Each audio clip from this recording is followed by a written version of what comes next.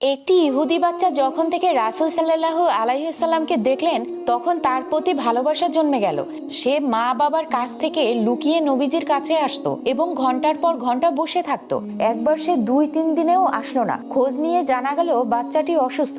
তখন রাসূল সাল্লাল্লাহু আলাইহি সাল্লাম নিজেই সেই বাচ্চাটির বাড়িতে গেলেন। নবীজিকে দেখে বাচ্চাটি কান্না করতে শুরু করলো, কারণ তার মা বাবা বলেছিল যে সে আমাদের ঘরে কেন আসবে, কারণ আমরা তো ইহুদি। কিন্তু বাচ্চাটির মনে বিশ্বাস ছিল যে হুজুর তার সাথে দেখা করতে আসবেই। নবীজি বাচ্চাটির কাছে বসে তার মাথায় হাত রাখলেন এবং বুঝতে পারলেন যে তার মৃত্যুর শেষ সময় চলছে। তখন তিনি বললেন, বাবা তুমি কালেমা পড়ো। বাচ্চাটি তার মা বাবার মুখের দিকে তাকালো। বাচ্চাটির প্রতি নবীজির ভালোবাসা দেখে মা বাবা কান্নায় ভেঙে পড়লো। তারা বাচ্চাটিকে বলল, পড়ে নাও বাবা। বাচ্চাটি কালেমা পড়লো এবং দুনিয়া থেকে বিদায় নিল। রাসূল সাল্লাল্লাহু আলাইহি সাল্লামের চোখে পানিতে ভিজে গেল।